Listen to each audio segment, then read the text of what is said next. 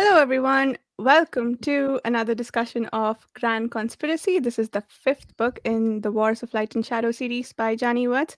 We are reading this book 3 chapters every 2 weeks. And Chris says I'm making excuses, but that is also a lot, even though it's only 100 pages. That we always have a lot to discuss every fortnight. Today we're talking about chapters 7 through 9, and with me I have the usual wonderful people we discuss these with. Chibipo, would you like to start us off with intros? Well, of course. I am Chibi Po, a longtime reader of the series and person who hides behind my avatar so I don't give anything away to everybody.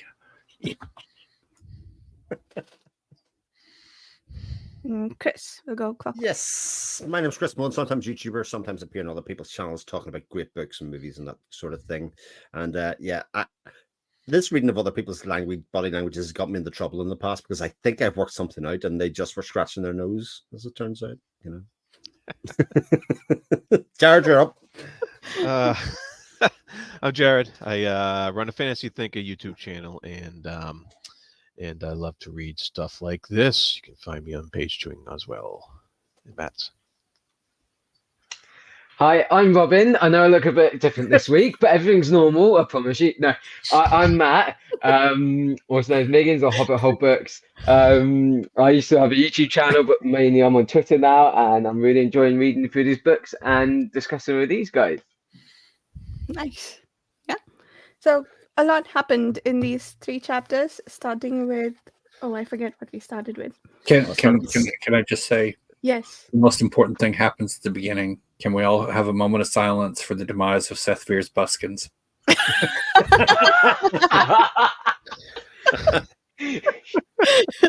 Yes, let's reconvene at 1:15. So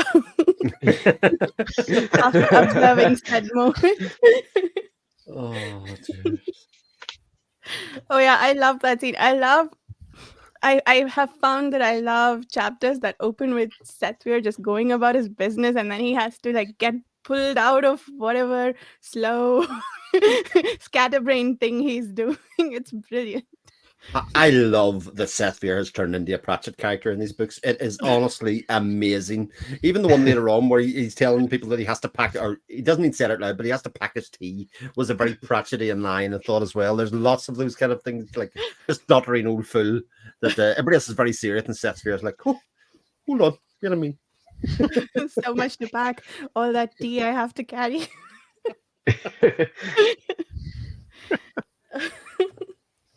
And yet you take him so seriously. That's what's so brilliant about all of that. With all of those scatterbrained aspects of him, he's almost the Fellowship sorcerer that I listen to the most because he has the most information at any point. So yeah, I love that little contradiction there. It's really brilliant. Well, he's almost like one of those characters that you see on these shows where like they're a brilliant but troubled personality. He's scatterbrained, but actually, if you look at what's going on, he's kind of the only person kind of really holding things together at this point. So there's a lot going on. Yeah, I know I'm jumping forward a little bit, but even when the other Fellowship sorcerers are kind of talking about things like it's okay if you don't let me do it, but as long as you let Seth Veer do it, it'll be fine, Yeah. Someone's. Where am I? I can't find the beginning of this. So Dakar is complaining to him again in the beginning of this. That's all Dakar does. It's fine. Yeah, and asking him for help, and he mentions. What's funny is he says, "Don't even dare to suggest I break his leg," which is, of course, exactly what in the last section we were talking about. Exactly what Perry and Bridian was, contemplating doing as well. And we kind of find out that it wouldn't really do much good to slow Arathon down because he's become proficient at like healing magic and stuff like that. And so I thought that was an interesting observation, and love how all that worked out in the beginning. Yeah, it was really neat. Replicated the tonalities and everything from his work with back in ships. It's like from his experience with that. Yeah. So that was a nice little bit of information we got about Arathon's ability to learn stuff like that and master it that quickly. You know.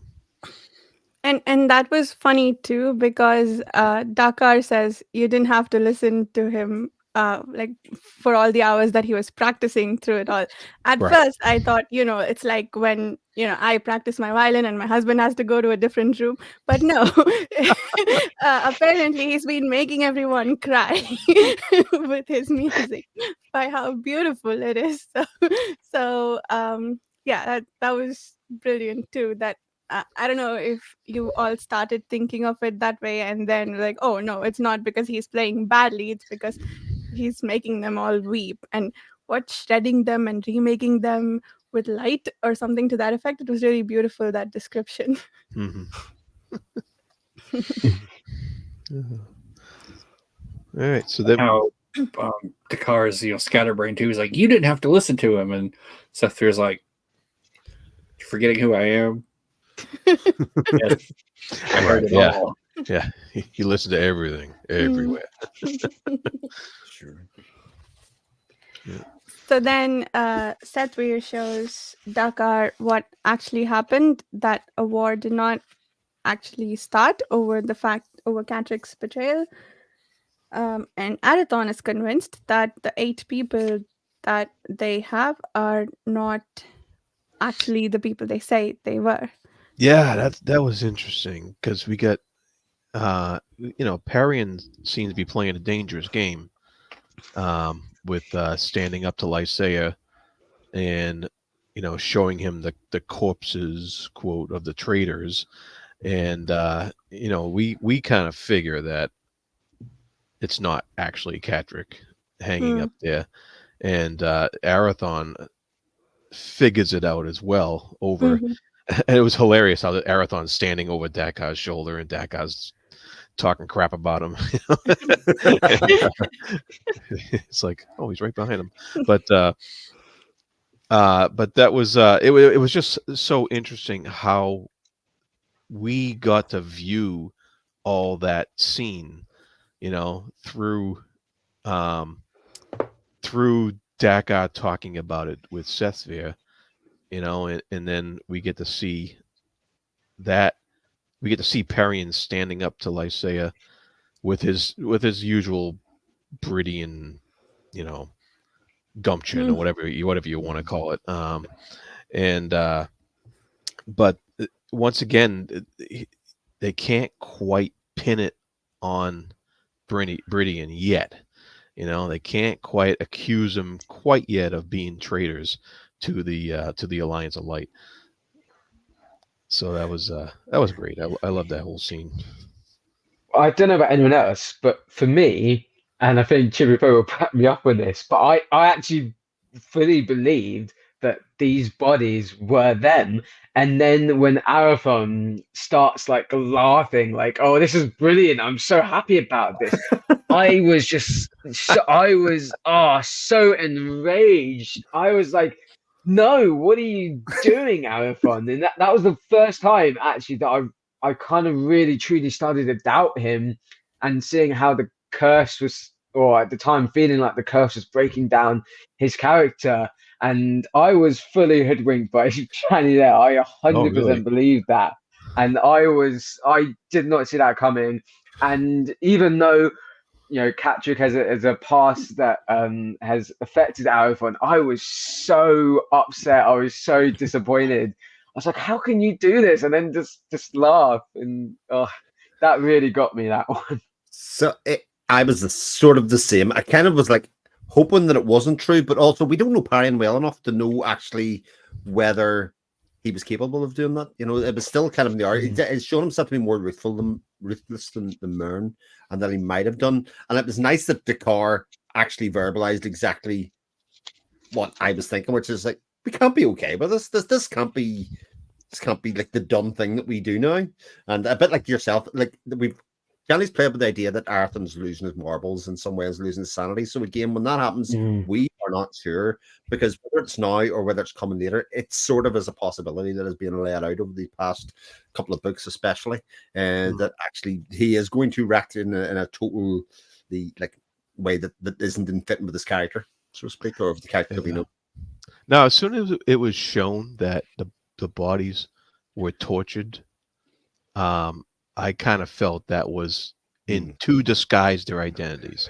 That's the first thought that came to my mind when Lysaea, because Lysaea wanted to see them, and he was like, "Oh, you tortured them," and that was my first hint that there was something amiss here. And I then, think of course, then Dakar verbalized it afterwards. Yeah. I got sucked in by that too, but then when Sethwe sort of scolded Dakar and said, "You've had all these years to figure out how he behaves, and you still haven't," think about why they drowned the bodies, and Right. that's when I thought maybe they weren't dead after all. But yeah, like there were so many, I guess, entry points to where you could see the. Yeah. Yeah, they plus the bit right at the beginning where Seth Fear is like, "You're not going to see what you think," because Takar's already doomsaying. He's like, "Oh my god, this is going to be terrible," and he's just like, So and then he's like, "Everything won't see," and Seth Fear is like, "Yeah, yeah, well, no, he won't, but he'll be able to hear everything." oh, that's really cool too. That he can heal bones now with his music. Like I can figure that out after making a whole bunch of people cry, but also that he could separate the threads of this crying and got more information out of it than Dakar did apparently. And he wasn't being hopeful, I don't think. I think he came to a valid conclusion based on the information that was presented there. So I guess, yeah, that's pretty brilliant how his magic is. He's not recovering his magic, but he's recovering his abilities a different way. I really love how that's going. And I think it's interesting that like other people have said this, but how like nobody is fooled by this show. Like Mm, Lightseer doesn't believe that it was really Catholic, nobody is, but it gives you an idea of whether the fragile balance of politics and the kind of clans versus townsfolk is, insofar as they need definitive proof. And actually, it's enough just to kind of plant the seed that maybe they are above board and they can't do anything with it. It has to be they have to play the longer game, is what Lysair is obviously coming mm, to at that stage. yeah. Yeah, like the the little mayors and whatnot that were with Lysair on his boat were all like, as soon as Perrin threw that up, they're like, "Oh, there was no problem at all." They're like, "We're worried about nothing," and they just immediately jump all over that, and you can just see like the description. Lysair is seething because he's been derailed. Yeah. Yeah.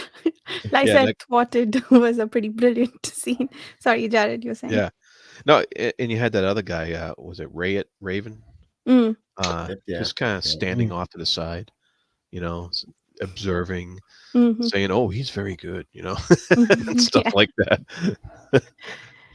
And he gives him advice to go check the slaughterhouses to see if Bridian paid them to take parts of bodies and build that illusion, I guess. But uh, but Lysa is refusing, which once again, I love how she's playing with our emotions there because I'm like, oh no, he's going to find out now, and then he says no, we're gonna wait and do something else. And I'm like, okay, now I'm more scared than I was before. I was gonna say, because don't forget that he has that inner gift of farsight, which makes me sort of like think, oh, flip, if he's waiting, oh boy. Like, hmm Yeah, and Lysaea seems to be very patient in these three chapters we've just read. He's Mhm. playing more of a long game than he has in the past. It seems, to me, anyways. Hmm. Yeah, yeah. And he's uncharacteristically patient, I think, Yeah, yeah, that's because what. Yeah, before it was what I need it done and I need it done yesterday. Now it's a fine, we'll wait for 15 years to get to the point we need to be to make our move. Which is funny. Like I'm skipping ahead a little bit, but the end. I'm skipping ahead all the way to the end. The the last chapter that we read, where the mayor of Jelad is like, "Oh, the spinner of darkness could return at any moment and weave his magic or whatever." And it's been 25 years. Has he even breathed in your direction? Like, what are you afraid of? Yeah. But I suppose over those 25 years, because it's been so long, it's allowed it the time to sort of mythologize that. And Yes. there are fewer and fewer people that are still around that have seen it. And as the mythology of the Alliance of Light has built, and then these people's Yeah. experiences, it's allowed it to kind of bubble, which is, yeah. Hmm. I It's, love that that called back to ships as well. yeah. But especially because the mythology includes the fact that Arathon lived amongst them for the period before he basically destroyed Jellet. So it was like these Mm, people are in your midst. There is a yeah. distrust there that is part of the mythology even from the start that goes beyond what happened to Tal Corin, etc. That makes sense. Yeah. That they could be hiding amongst us, and then while we are unawares, they'll make plants grow where our buildings are.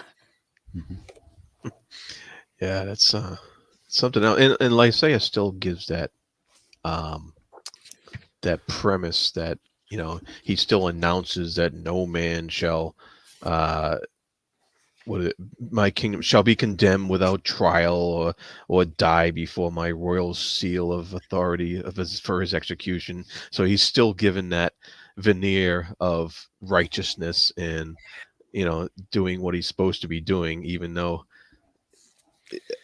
and it and I think that's only growing, like you said, with the mythology, because um, he's probably not aging, Mm, yeah. so he probably looks as great Says as ever, and and he seems to suck people into his sphere that with his charisma, and he mesmerizes them into believing his stuff, and I think that's shown by the fact that, skipping to the end again, the guy's signing over his kingdom to him Mhm. when, on Yeah. his deathbed, and um like he's able to get the money to build the walls, and um he's able to from all the indications in these three chapters, the economy is actually doing pretty well, Very well, you yeah. know, Yep. and things are actually going pretty well for his people in the alliance. The clans aren't having a great time, but the rest of the kingdoms, things seem to be economically stable, and that doesn't bode well at all for Arathon or any clan allies. Mm, I think I forget who it was who said it, but maybe it was one of the fellowship. They said that they're getting to a point where they're so prosperous that if anything threatens it, they're going to go all guns a blazing to go get rid of said threat. So they would be, I guess, much more willing than they were in previous attempts by Lysair to gather up the army to help him defeat Mm. the Shadow Master this time around. Yep. Just getting all this money into your riches and everything, and you're stockpiling it, and then something happens to threaten all of that, and then you Yeah. just freak out. Just Yeah, it's hard not to read that as a political point in much the same way. You see how many elections are fought on the fact that the economy's doing great. And because Mm, the economy's doing great, you can commit any other atrocity that you want, and people are loath to interfere with that because they're in employment, they can buy nice mm, cars and all of this kind of stuff. So it does Yeah. play out in our world in much the same way. And I was very clear when reading that actually of how, again, the politics of this are sound, if that makes sense, mm, and that everything sort of does make sense. It isn't just being the fact that they're wooed by his charisma. Like Lysair's a dick, but he's a rich dick at the moment, and that seems to be all that counts. yeah, yeah. And he was also slightly in control of the trade guilds, right? Because as soon as it turned out that they were chasing a non-issue, the merchants were like, yeah, cool, we don't have to give our money to build an army right now. So Yeah. and he has to justify why he still needs to. I mean, he sure has the charisma to make it work, I suppose, but he's still beholden to them in some way. Yeah, like in the last batch of chapters where the Lord Commander who got felled by the tree stunt, went and turned himself in and renounced his oath, and then Lazare's like, griping while Cerebeld's attending to him in the bath, and he's like, oh God, why do I have to all these trade guys, why don't they just give me their money and stop do what I want and stop having opinions. Stop having opinions. That's the way I'm going to get my kids to treat me when I'm older. just give me money and stop giving me grief for this. Just I looked after you for years. Just furnish me. I like that. Playing the long game. Playing the long game, doing the Lysair thing. All I Yeah. need to find is a couple of dragon skulls and What did everyone think about that at the end? Because for me, that was cool. groundbreaking. That was completely unsettling. Yeah. Especially the appearances at the end of those three following little paragraphs. And you suddenly start to think, okay, things are starting to take a shift here. Maybe this is a change, a turning point in the series, perhaps even. Yep. No, It that made us dragon sense skull for thing Angie. was the dragon skull thing was awesome. That was incredible. It gave me chills. Yeah, and I remember somebody asked him, "Are you also turned to evil to embrace the very powers of darkness? By using this dragon skull, are you using evil to fight evil?" And that was a great question brought up. And it was that once again that rate guy, Rayet, I forget how you say it, but it was that guy who was doing that, and the ramifications of that skull being activated, whatever it was, is big. But so interesting that, again, I've been very conscious throughout the 4 books that we've got so far, and you're trying to think what's coming ahead. We definitely have a feeling of we don't know what we don't know, and in that same period, you had the dragon magic that has never been really discussed before, talking about that it comes from another place. Plus, you also had the gods or otherwise that the fellowship were pleading to for permission to look as well. So that, again, within that one section, there were 2 new powers or 2 new sets of people brought into the equation that we didn't even know were really part of it. And actually, things don't fit together. They're not come from the same source. They're sort of competing in some ways, which I thought was just sort of fascinating, and created another layer. And then obviously give us the wherewithal to do a time jump in the most graceful manner ever. Yeah. Oh Yeah. yeah. 13 years later. Yeah. Sometime later. That was brilliant that a time jump happened, but we also knew at a high level everything that progressed through that because of the strands that Sethweir cast at what's the name of the place? It starts with an E. That much I remember. Earl. Earl, yeah. It was Earl, wasn't it? Yeah. Yeah. I love that Janny went through this whole sort of process of having like 3 or 4 pages of building up and showing every little sort of thing that it takes to build this. And it's like this really kind of like, oh, we need to scry the future. We're all in danger. And then the thing is, oh, well, we can show you 12, 13 years. Everything's going to be okay. But after that, Who knows? And it is okay for 12 years. So that's all they know at that point. That they know indeed. But again, it's this idea, like, rather than just kind of do a few moments later, as you've been able to do, they give us this really cool scene of them petitioning for extra powers to both look after. Wasn't it Traith they were worried about, wasn't it? Yeah. Or was it the Traith? Yeah. yes, and then also the scribe. Yeah. So do these 2 things with it, and then kind of give you the time jump on the back of that, but create this really cool moment. I loved seeing like the earth elements come into play here and really getting an understanding of just what the fellowship are appealing to and protecting, and that there's a certain sentience there, and kind of gaining a little bit of an understanding of that at that higher level, that grander worldview that Janny talks about coming in from Fugitive Prince and onwards in this next arc. That was really cool. Yeah. I think this scene does so much in, like, apart from giving us the very graceful 13-year view, it shows us the relationship and how the different members of the fellowship operate, because the betrayer Davian, I guess, built that maze that Luhane has to solve, and it's a little uncertain whether he'll actually successfully solve it right throughout the time he's solving it. So like the specialities of the fellowship, that sometimes they have powers that the other are also not find difficulty dealing with. And then I guess the elemental magic, that was brilliant, that they had to petition the elementals for information, which, by the way, only two elements are always named. Was it earth and fire, right? I think shadow and light are the others, because we are told that on the other world, the two princes were given elemental magic powers, or powers to wield elemental sources. I think shadow and light are the other two, in which case we're seeing this relationship where the fellowship is petitioning these powers. So they're similar in power, or like on some scale very powerful elements of magic. And so I think uh, how that what that means for the power that Arathon and Lysair wield, I think that's really cool too. And then just the whole architecture of the place was brilliant with the maze and everything. Mm. Yeah, it's kind of funny that they, even though they were petitioning for all these elementals and stuff, these spirits, they still can't act due to the compact.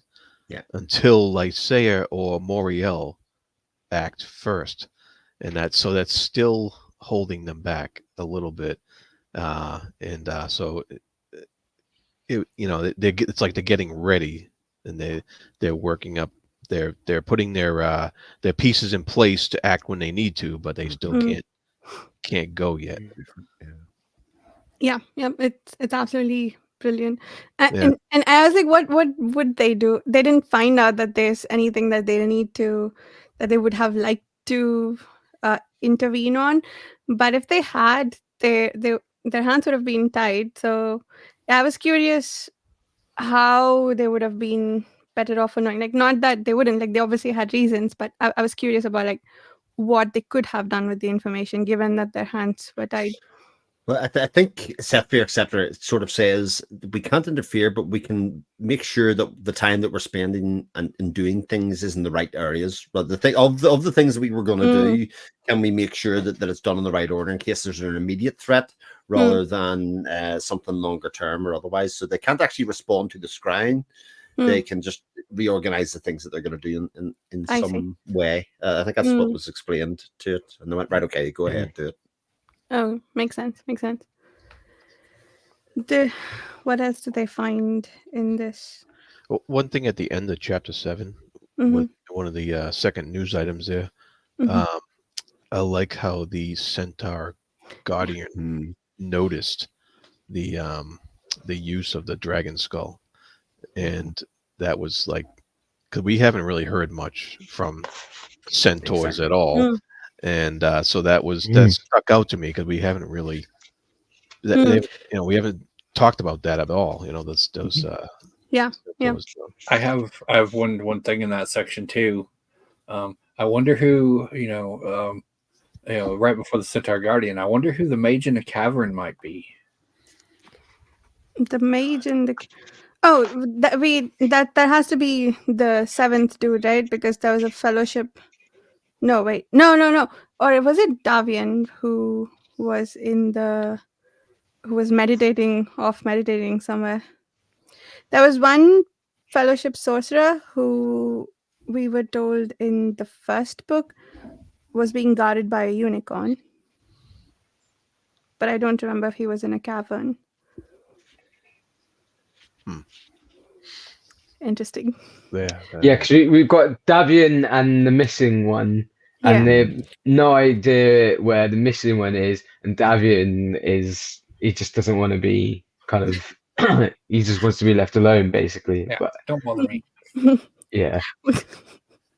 I'm getting more and more curious about this guy. Who did he betray, and how and why?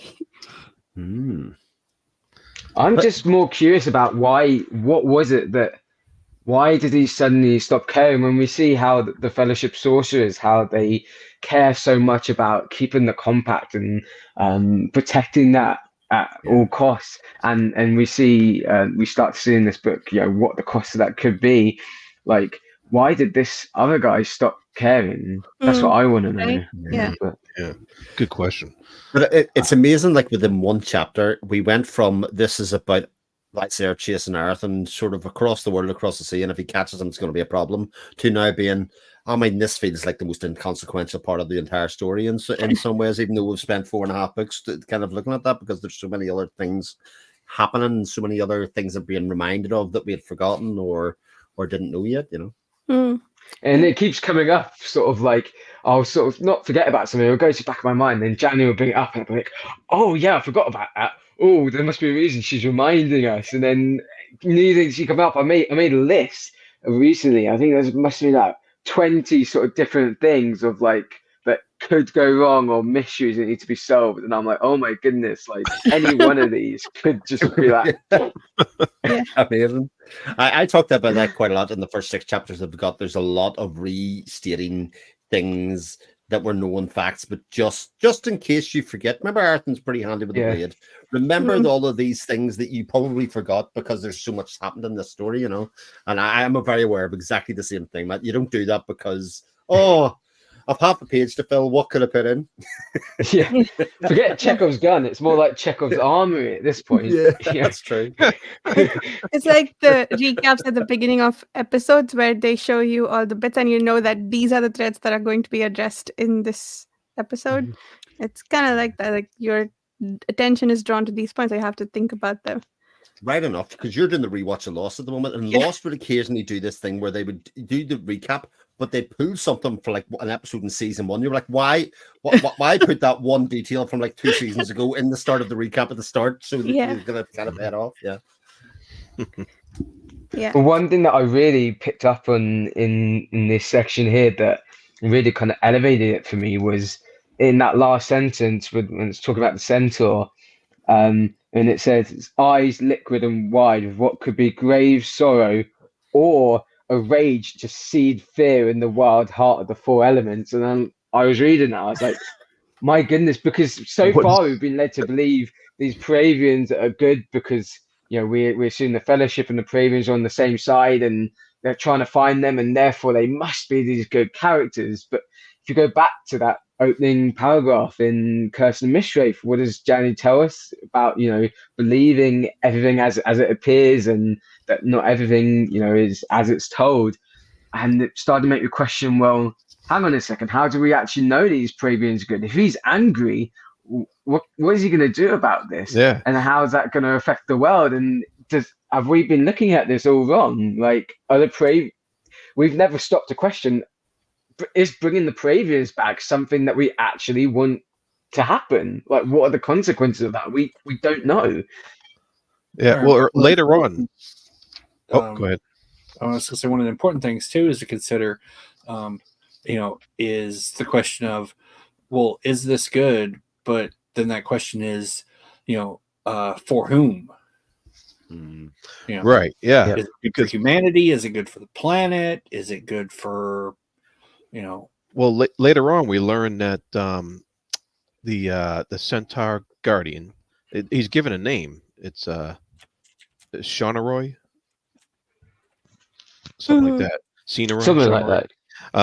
Had thrice laid his claim and bound the four elements into service for need of the world's protection. And we learn a little bit of history in the beginning of chapter 8 here. We learn about like the bones of this dragon, this Kraken challenger that I loved that. kind of fell to the earth and the whole descriptions tortured of the West landscape. Yeah, and then we learned that the first Centaur Guardians sent by Ath Creator to walk the land and bring healing never really told the tales of the peninsula's origins. So there's a lot of history being told by one of the sorcerers here. I think it was Luhane or Sethvia, one of those two. But so we're getting all these deep history treats thrown at us. Yeah. Yeah. The one thing I wanted to point out, if you just for where the fortress that Earl is, located and everything, is down there near South Gate,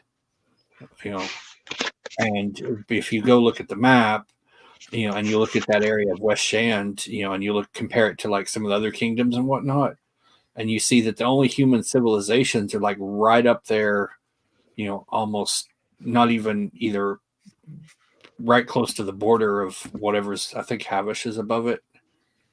Yeah. And like but if you go south from there's no human civilizations at all. Oh. Like none at all. It's just like this entire peninsula area is like, nope, you're not living here.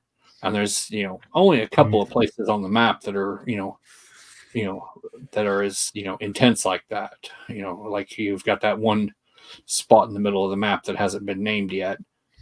And then some of the places where the Everybody goes scrabbling the for clans the. are Trying to read this font. Yeah. Yeah. So there's a lot of cool stuff in there. There's a lot of cool just stuff. a reminder too, from each book as you go, each version of the map is probably going to be different. Oh, Each book, because there'll be new things that get added. So not all of them are the, it's like, I mean, the map's the same, but like there'll be more details added in. Right. Yeah. so how do you know which parts are the human populated ones? It's the little dots in the map. Is it just more so than anything else? Just They've got like they're the like dots for cities and things. I see. Yeah, because it's in the. Yeah. I always go to the website because it's easier to read. Oh yeah, the Yeah. interactive map. Yeah. Yeah. I'm so glad my copies of Peril's Gate has got like a giant map, so it's much easier. Nice.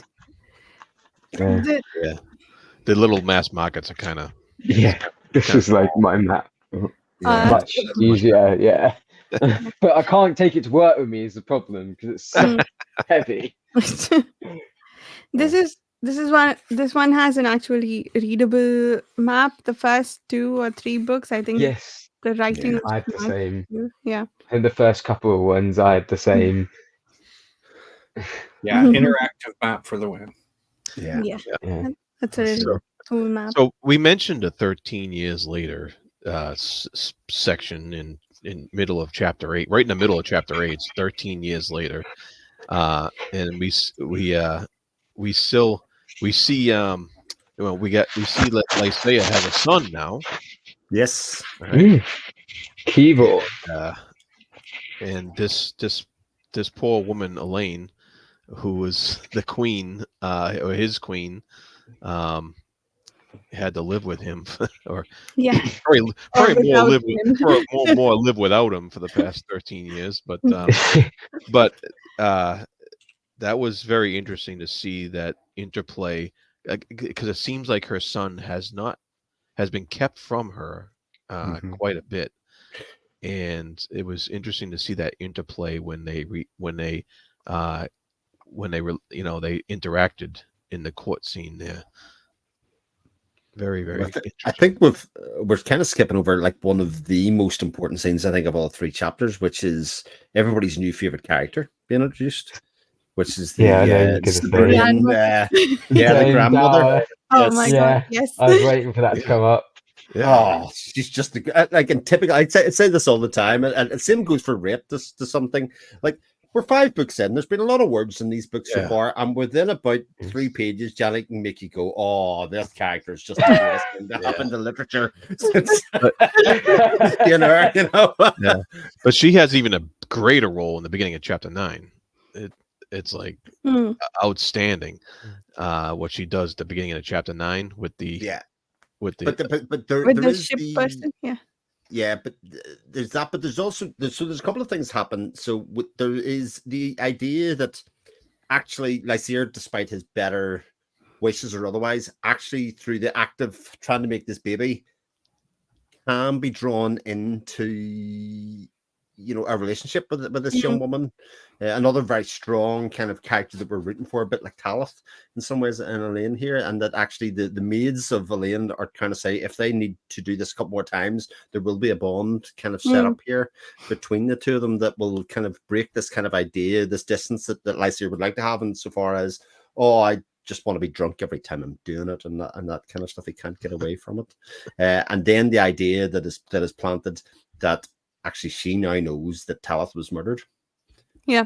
Yes. Can I just say that was awesome, where Elaine remarks on clan custom and all, and just Dower just walks right up and just outright right in front of everybody is like, yeah, the clan custom says never drink to an enemy, and just right out there in front declares the Cibridian think you suck.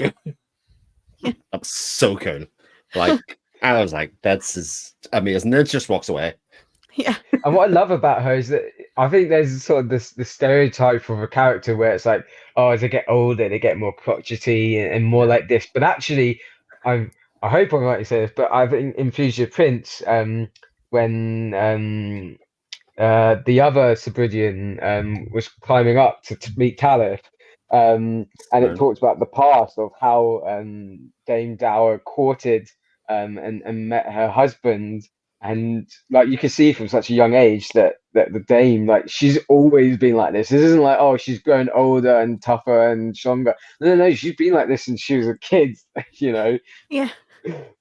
Yeah, and now she's weaponized. Appearing to be the doddering, little old lady who's absent-minded, whatnot. She's just completely weaponized it. It's so good. She's like, I don't like you, but I'm going to pretend to be a doddering old lady and just, recast everything you say, to suit my whims. It's like when Gandalf walks in the Two Towers and he's like, oh, you wouldn't take a star from an old man, and then There you go. But it's that thing, and I think this is a hallmark of Janny's writing. There's nothing more fun to read than a really intelligent character, like somebody that it seems to be on an intellectual level above everybody else, and is playing people for fools, even though they don't seem to be doing anything. Yeah. They're just like, oh, you have to roll in the ship. Okay, right, well, I'll take my shirt off and away we'll go. that spy. But before that, fits of laughter. We saw someone. We saw a pair of people have a reunion. Yes, Phelan and Yes. Alara and Phelan. Yeah. And that was interesting because they haven't seen each other so long. They barely knew each other, but then they kind of figure it out through this, secret language or whatever, but basically based on their shared love and admiration for Arathon, and how they kind of just get information to each other without blatantly speaking it out loud, because for worry of being scryed upon. Yeah. And that was a great scene. And also to that point, like they were figured out, but we also have figured out who she is before Phelan actually goes to see her, when they kind of say, oh, there's somebody with Coriani associations is a healer in that wee house over there. And we're like, oh, we know who that is. That's good. So when they're coming in and meeting as a couple, you're like, oh, come on, get to it. Like you've got to realize who each other are. So when it actually pays off, you get that sense of like, oh, I knew. I'm so clever.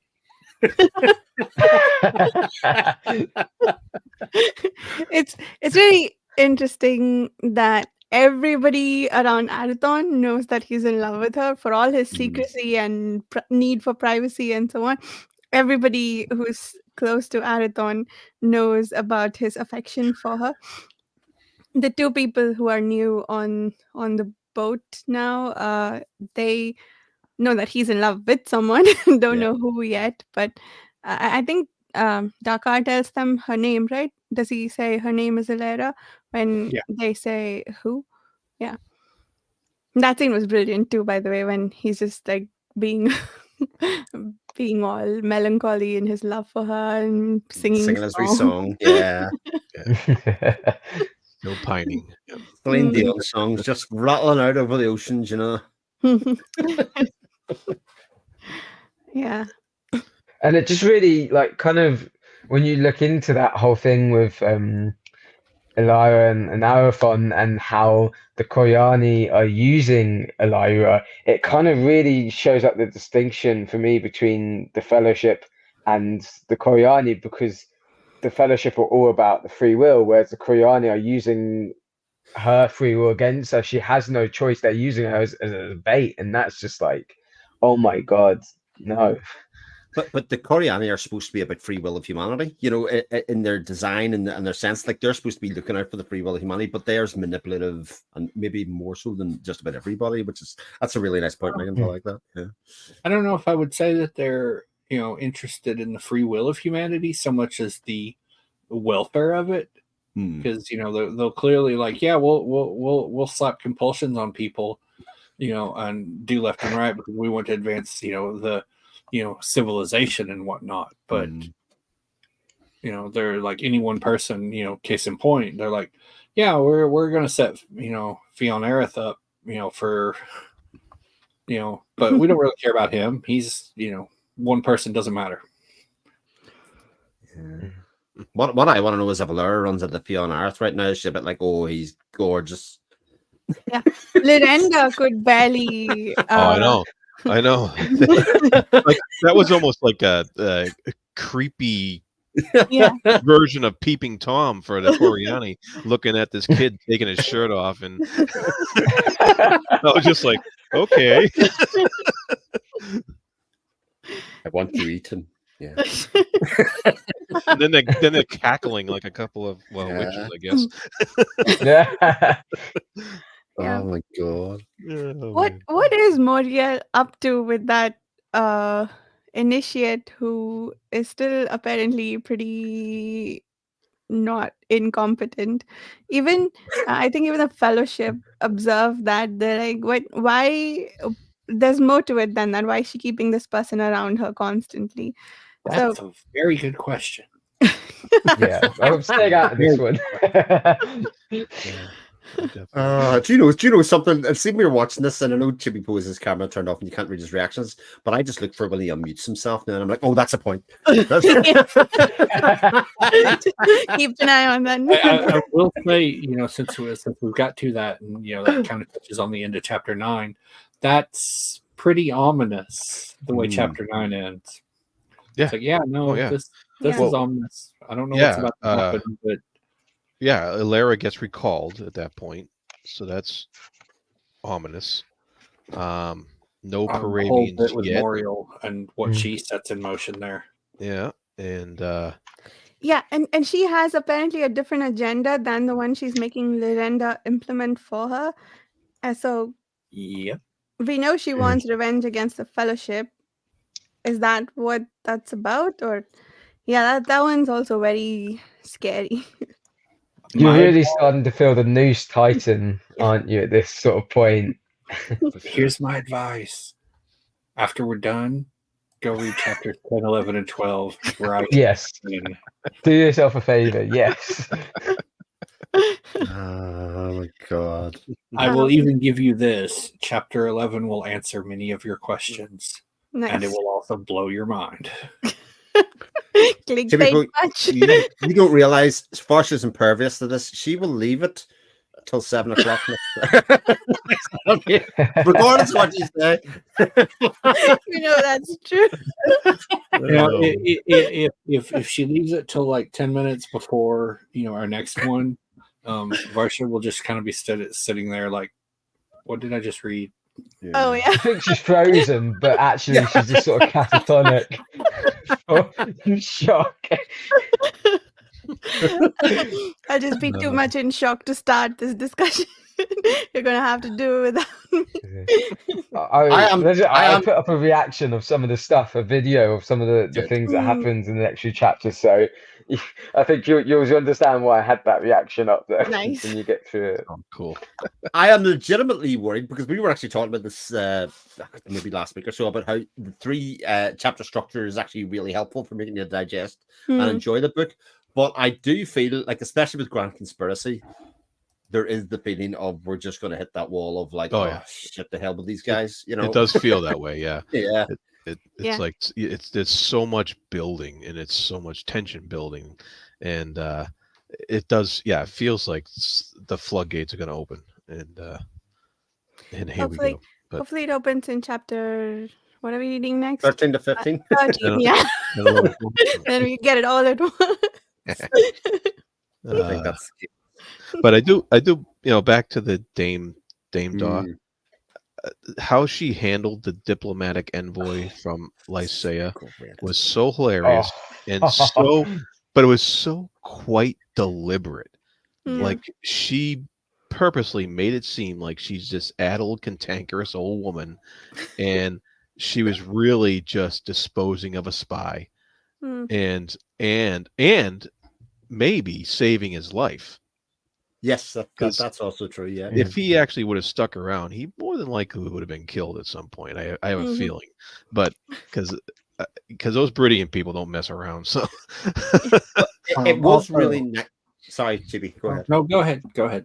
I was just going to say that it was nice to actually have, because was it Sethvia that said it, that the Cyberdians are geniuses tacticians. They have real Mm. thing, and I don't know if we'd seen that until the Dame came into it, until you kind of seen how easily Yeah.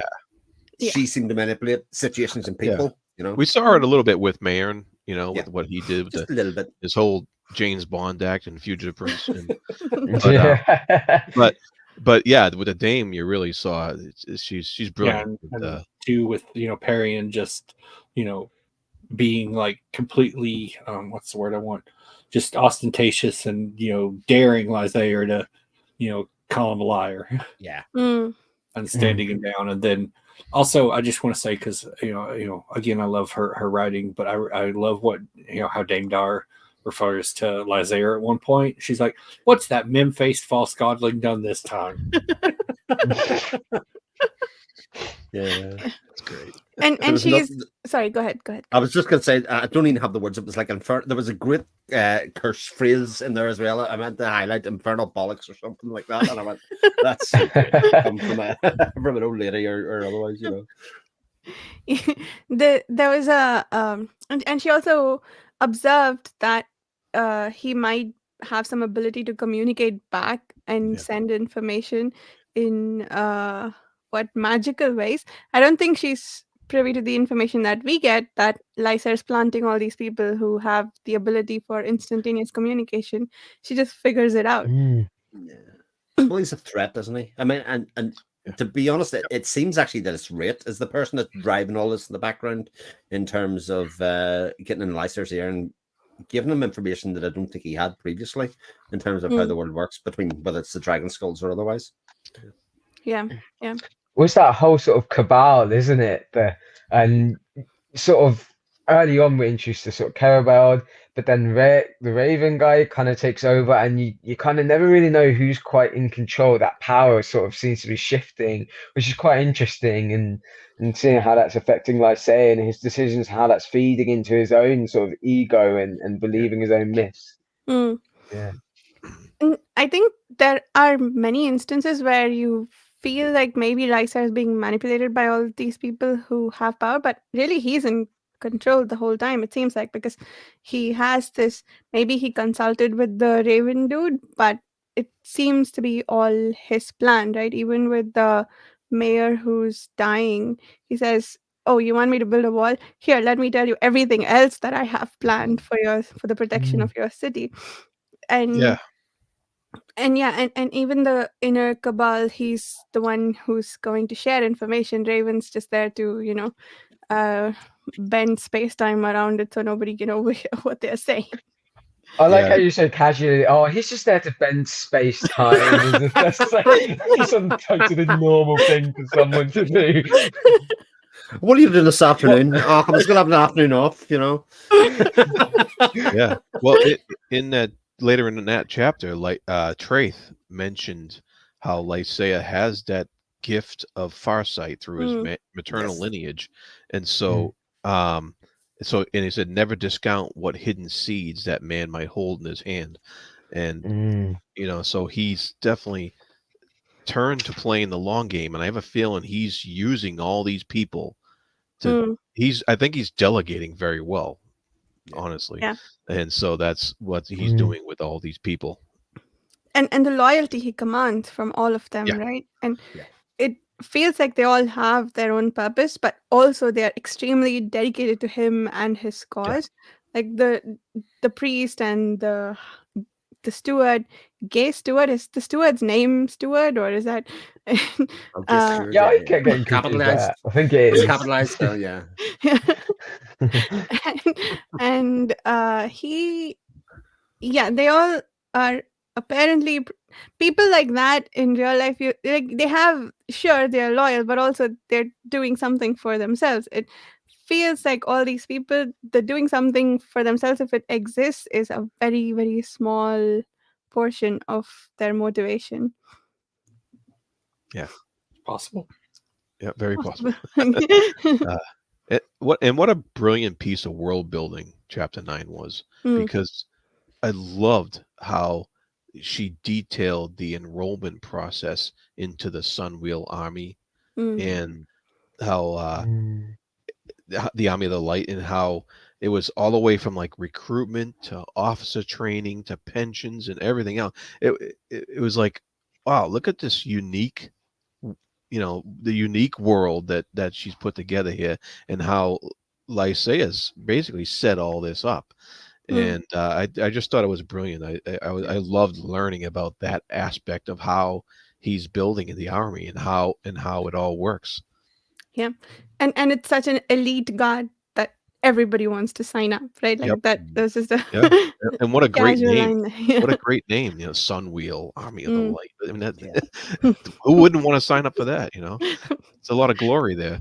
Yeah. But to that effect, there was also that symbolism of when our spy hit the ship, that actually she made him shed. It was, remember she said take off the white shirt, but it Yeah. was really take off the sun wheel off your back, Yep. and actually excuse yourself. So symbolically, he was removing himself from service in a Mm. lot of ways, and it made it easy for him to leave the ship then at a certain point. And I think Mm. all of that stuff, like there's nothing left to chance in any of this, whether symbolism or otherwise, in the writing here. It's all very methodically plotted and placed Yeah. and put out. I love that he wants to go see the captain. He feels a bit of rage at being ignored, to go demand quarters for what? Envoy, for a Envoy, yeah. royal envoy or something, and then like, you're sleeping with the rest of the crew. Go, here's an order. Oh, there you go. That's your place on the bench. Yeah, that whole section was brilliant. Absolutely. And again, another example of how, like, about the sentence, the Fugitive Prince is so dark. It Mm. is so overbearingly, oppressive, I think, in a lot of ways. And the amount of humor within Grand Conspiracy is Mm. like on a whole other level, and it's so light, even though there's very serious things happening. I Mm. chuckle quite a Mm. lot during Yep. when we're reading the pages now. Sorry, Matt. Go ahead. Oh, I was just gonna say, like, that interplay between the humor and the tension, often in the same scene or even in the Mhm. same sentence. Like, I think that really shows like the mastery of Janny's work, because it's really hard to do one thing or the other and to maintain that, but to do both at the same time and not sort of counteract. Like, I really respect that. It's one of my favorite things about her writing, is how she can mix all these things in one sort of, sentence. Yeah. Absolutely. Yeah, we never lose sight of the stakes or what's happening, the seriousness of things around the world. But we also have a moment to be sad about Satvir Pushkin's.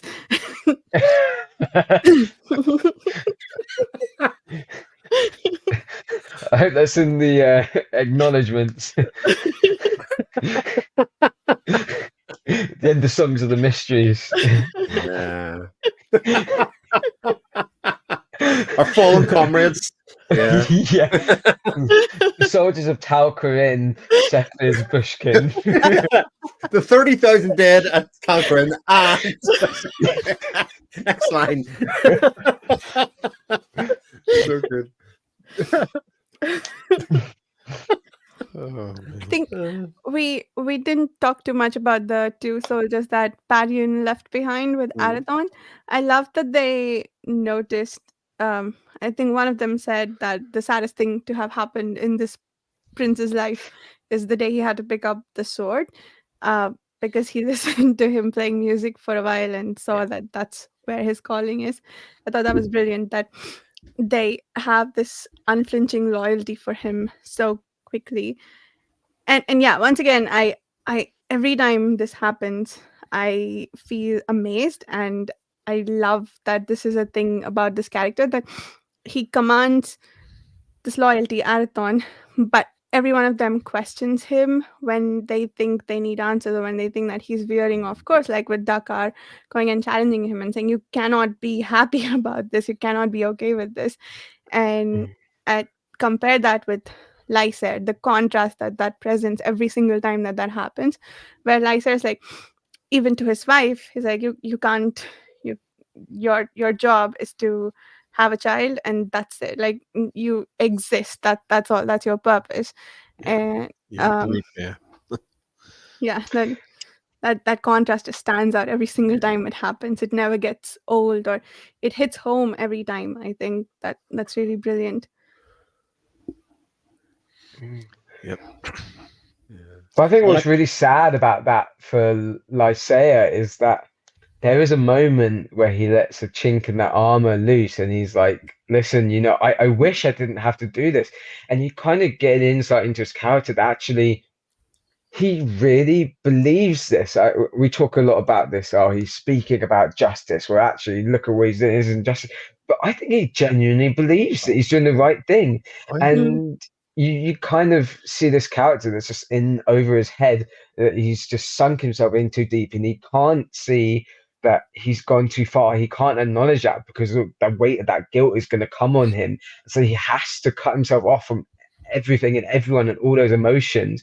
And at what cost is that going to come to him? That really kind of doesn't make me sympathetic, but I really kind of sort of feel like we get a bit of insight into him there, and that it changes my perspective on him a little bit. Mm. Yeah, yeah. I don't remember. Lysair lover Matt. He's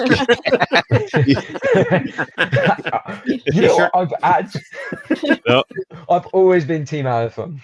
yeah, he's calling. Doesn't sound like it. He's drawing you in.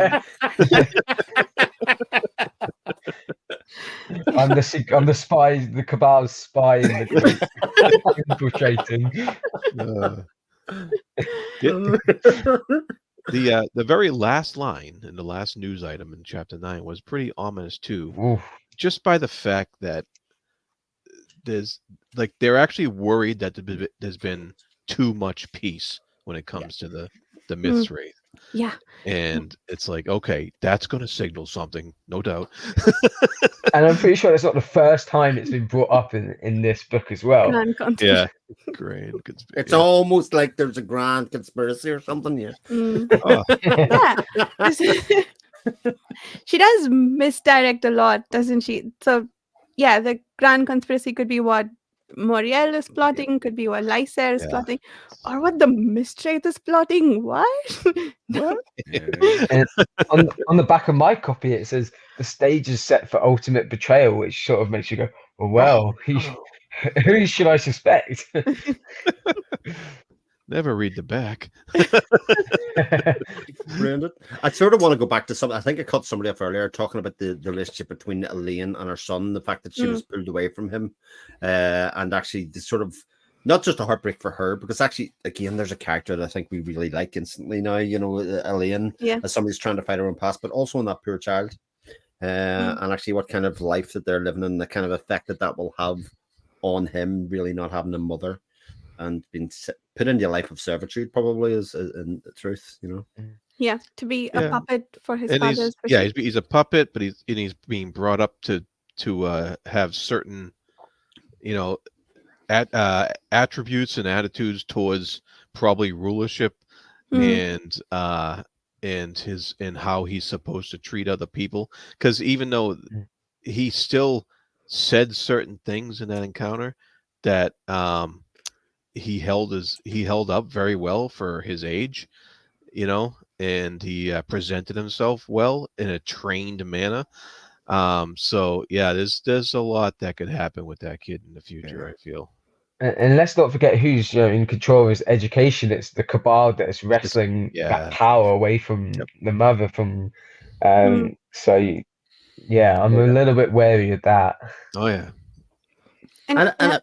Sorry, go ahead, Chris. I was going to say, just to Matt's point there about having some sympathy for Lysair, that even though I made fun of it, the difference between the two sets is that Arathon seems to be surrounded by good people, whereas people have constantly lied to Lysair this whole time. He doesn't know that Talith was murdered. He doesn't actually know. Dagon hid the fact that the warning was sent from Arathon before Tal Koran and stuff as well. So he has had people kind of using self-interest for their own good rather than being actually getting told the truth. If he had been told the truth, maybe things could have been different for him. Maybe I have to get a t-shirt now as well. Yeah.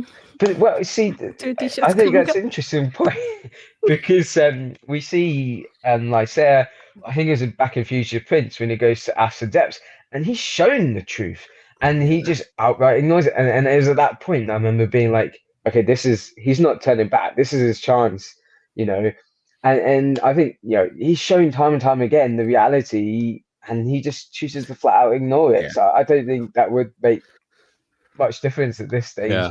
But I'm wondering if there's a difference between him being shown the truth about Arathon and that the curse won't let him see that truth, and the truth about somebody like Talith, who he doesn't have a curse against Talith, So I'm wondering if because he wasn't told the truth about that. So I'm kind of curious because we know the Mistwraith won't let him see the truth about Arathon. We know that that's not going to happen. He's always going to be out to get Arathon. But the rest of it, can he see the truth if somebody tells him? That's the question. Arathon believes very strongly that if he did have a chance to find out about the 300 people that he brutally murdered on that beach, I forget the name of the place, that Lysair wouldn't have brought his army of 30,000 to that valley in yeah. Oh, because the guy failed to tell him. That's right. He was kept from it by Talith's brother. So he has been repeatedly stopped from doing the right thing or given the opportunity to maybe make a different choice repeatedly by the people around him. That's fair. But conversely, if those things hadn't happened, Lysair wouldn't have been able to continue the war either. The whole war would have disappeared as well. They wouldn't have been able to stir people up saying, "Oh, look at the 30,000 dead." He would have found a way. He would have found a way. Possibly. Yeah, he already had the army. This time it's different that he has to raise the army and he needs people to get there. But he already had the army. He would have found a way to use it. I have this weird feeling that Chippy Poe's laughing at us. Oh, really? It could be.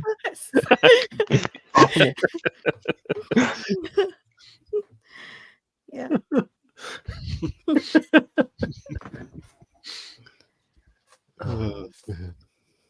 Wow. Okay, that was great 3 chapters. Yeah. Yeah. I keep on saying this as well. Like, imagine if we did read like 6 chapters. Like, book off your night. 3 hours. Phone for food midway. We had to break the lunch. I think I read Grand Conspiracy in 6 days. The entire thing. Yeah. I couldn't stop. I would technically read it in 5 days, but over 10 weeks. Literally every minute I had, I'd stay up till like 1 a.m. reading it, and then I'd get up in the morning, read it, go to work on my breaks, I would read it. I just could not stop. Nice. Yeah. Are you on Peril's Gate now already? Yeah, I'm 2 chapters in. Nice. Wow. Yeah. I kind of part of me can't wait, but also I really love the pace at which we're like sort of savoring it. I love the slow reading pace and the discussion. So while I'm really eager to find out where this goes, I'm also pretty content to wait. Yeah. We talked about why do I call her Elaine? I know, I have the same problem. the names. Nobody else think it's a bit weird that one's fallen heavily for a girl called Allura and the other one that needs a new wife, and he's just presented with the list of names and goes, Elaine. Like, the two of them are brothers. I think this is a bit incestuous in some way. I wish I had her. No. Yeah. Mm. I really love this character. I kind of hope she does something for herself. I know she's desperately trying, and maybe finding out about Talit will give her more motivation than she has to Mm. change things around her. I think she's pretty helpless now, and the fellowship has pronounced that that's the way it'll stay until she dies. But I'm still hoping for something different for her. In some ways, I'm almost more interested in her character than Talit because Ugh, like I don't know. because she has sad. to crawl See, her way up see, big I'm time. I'm trying not to get too attached to Elaine because of what happened to Yeah, Talit. that's Because I am still devastated. that broke my heart. Yeah. yeah. I mean, with her, I would expect it if it comes because Mm. all she has to do is step out of her circle a little bit, and somebody's going to do something bad to her. Yeah. But Mm. but if she does get out, how cool would that be, right? So Hope springs eternal. But again, I just love that she's shown not to be a patsy. Even though her Mhm. character was told at the start, you're going to be a nobody, like Mm. you're going to bear this child and then you're going to live a life of luxury out of nowhere. She's not happy enough with that. She wants to be her own person and have goals and dreams of herself. And I Mm. love that for her. Yeah, and I love how she confronts Lysa when he returns from the ocean, the ships, and I don't think we see her do that again. And he does warn her off trying to do something like that again. But even just that one almost feeble attempt, I think, was really cool for her character. Mm. Very good. Yep. Oh boy. Phelan, did we talk about her already? Yeah. Uh, A little bit. Yeah. yeah. Her reunion with Yes. Valera. Yep. Her reunion and the fact that she's kind of dropping people off and going searching. Yeah. And deliver messages to Arathon and do that kind of Mm. stuff. The only other thing, sorry to mention about Allura, is the fact that she gives the warning to Phelan. Yeah. She doesn't. I don't think she expects that Arathon actually will heed it, Hmm. but at least he will know very clearly that it's a trap. Yeah, When the time comes, and for her, that's as much as she can do. And she has she lists all those contingencies. Like if he heeds it, that's great. If he doesn't, then at least he'll know. And she's plotting all of that. I was pretty impressed with her. Speaking of clever characters and whatnot, I think this what she tried to do with that warning, and also the additional element that he knows how I'm feeling, but he doesn't know why. So you give him this information, he figured the rest out by himself. So that's pretty cool. Cool. I feel like we've covered everything in these chapters. No. Anything else that we should talk about? What are people's predictions? For the Oh, next 3 chapters? Ooh. Shit's gonna happen. I'm pretty sure shit's gonna happen. it's gonna happen. I wonder if you get more about the Mistrate, because usually when the next chapter starts expanding on one of the news items, like Jared calls them, and either we'll see It's another. what, yeah, It's about probably another. Lara or I would like to know the stats on the amount of people. When the in the first book from Curse the Mysteryth, and you have the news items, so to speak, and the amount of people that would sort of read them, gloss over them, compared to you get 3 or 4 books in that they become all right. Make yourself a cup of tea before you read the. Yeah, it's almost like a next digest. on, isn't it? Yeah, it's like, oh, this is it, right? These 3 things, write them down line by line. Let's analyze them. They become like the most important things in the book. Yeah, there's no information that's not unimportant in indeed. any of these things, and you gotta read them. My predictions about what's next can be summed up in that video I put in the chat. interesting. What's in the chat? Oh, okay. Is that Matt's reaction video? No, okay, it's someone else's. It's Agents a with Matrix evil reaction. laugh. Yeah. That would have been a great point to do a Rickroll, Chibi. Have us link and just have Rick Astley never going to give you up, but well, there you go. No, I wouldn't do that. Yeah. I clicked on that video a lot of times before I knew it was a thing. You got to know what the hyperlink was before you moused when you moused over it. You went, oh, I recognize you. You're good. I've fallen for that so many times. Yeah. Oh dear. Cool. So good. So we'll meet back in 2 weeks. I don't know if I remember to say this at the beginning, but if you'd like to join us for any of these discussions, either on the forum or in the group itself, consider checking out the Patreon forum. We'll go around with outros. We'll start backwards this time. Matt, would you like to start us off? Yes, if you guys want to connect with me, I'm over on Twitter at Hobbit Hole Books. You can also find my adventure and travel content over on TikTok at Miggins Meets World. But mostly, yeah, find me over on Twitter. Cool. Nice. Jared. And I'm Jared. You find me at the Fantasy Thinker YouTube channel, and you will find me haunting the page chewing forums all the time. Chris.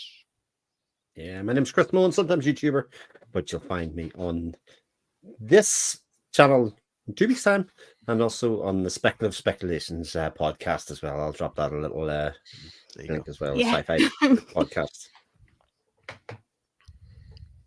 All right, and I'm Shibupo. Can be found on Page Chewing and on Twitter, and yeah, and here every 2 weeks.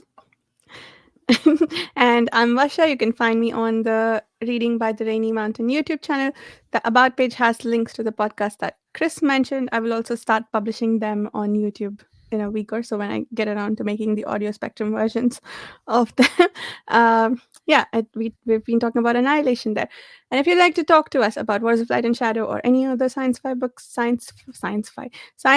books, check out the Fate Chewing Forum. We'll see everyone in a couple of weeks.